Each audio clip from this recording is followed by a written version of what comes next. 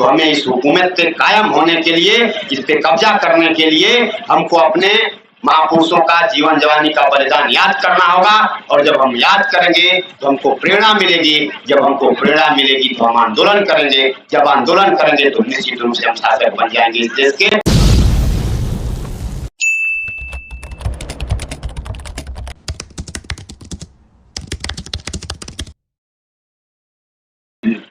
बहुत बहुत धन्यवाद संचालक महोदय।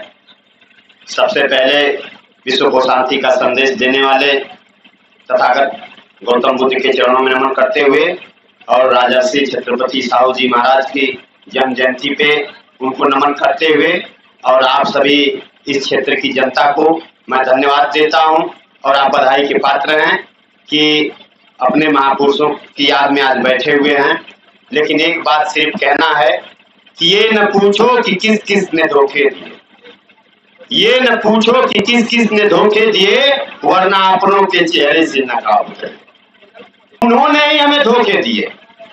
इन महापुरुषों ने जो जीवन जवानी लगाया, उस जीवन जवानी की वजह से हमें आजादी मिली, हमें उठने बैठने बोलने का अधिकार मिला, हमें चलने फिरने लिखने का अधिकार मिला, कपड़ा पहनने का अधिकार मिला।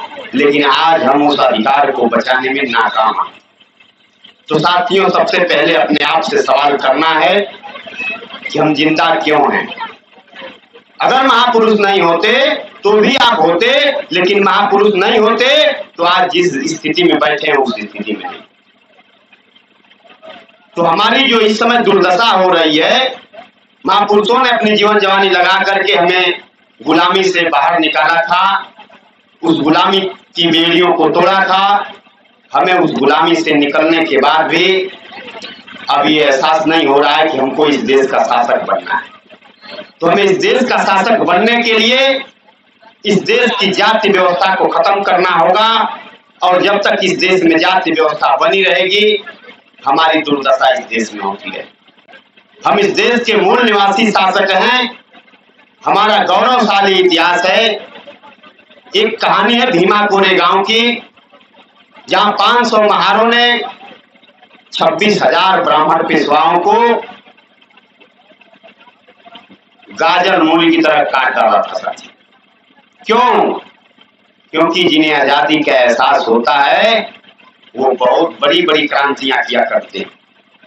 और उन लोगों ने वो क्रांति किया था, एक आदमी 56 लोगों को मारा था। आप उसका भाग लगाकर देख लीजिए, 500 गुणे 56,000, ये 28,000। तो 28,000 पेशवाओं को 500 महारों ने गाजर मूली की तरह काट डाला था। क्यों? आजादी। और ये आजादी मुफ्त में नहीं मिलती, उसकी कीमत चुकानी पड़ती है। तो उन महारों ने कीमत चुकाया तो आजाद हो गए। और एक महार 56 लोगों को काटा तो 56 इंच का सीना हमारा हुआ। लेकिन आज इस देश के प्रधानमंत्री कहते हैं कि 56 इंच का सीना हमारा है। तो 56 इंच का सीना और झूठ बोलकर जीना उनका इस देश में चलने वाला नहीं है। इस व्यवस्था को आप उखाड़ कर फेंकेंगे, ऐसी आशा विश्वास हम लोग करते हैं। इस वजह से इस देश में जन जागृति का आंदोलन चलाया जा रहा है। और जिस जन जागृति से विचार पैदा नहीं होते और आंदोलन नहीं पैदा होता, वह जागृति बांझ होती है। तो मैं आप लोगों से निवेदन करता हूं कि इस जागृति को बांझ मत होने दीजिएगा, इसको आगे बढ़ाइए। और जब आगे बढ़ाएंगे तो आपका बेटा, आपका भाई इस देश का शासक बनेगा। और जब शासक बनेगा तो शासन सत्ता हमारी होगी। तो हम तय करेंगे कि इस देश में हम क्या करने वाले हैं। इसके लिए आप लोगों को एक साथ आना होगा। 6,743 टुकड़ों को डॉक्टर बाबा साहब अम्बेडकर ने 4 गठरियों में बांध दिया, SC, ST, OBC और माइनॉरिटी। आज भी हम जो है अलग अलग हो रहे हैं, उन सबको एक में करके हम इस देश के हुक्मरान बन सकते हैं। साथियों, तो हमें इस हुकूमत पे कायम होने के लिए, इस पे कब्जा करने के लिए हमको अपने महापुरुषों का जीवन जवानी का बलिदान याद करना होगा। और जब हम याद करेंगे तो हमको प्रेरणा मिलेगी, जब हमको प्रेरणा मिलेगी तो हम आंदोलन करेंगे, जब आंदोलन करेंगे तो निश्चित रूप से हम शासक बन जाएंगे इस देश के। इसी के साथ मैं अपनी बात को समाप्त करता हूँ। जय भीम, जय भारत, जय मूल्यवान।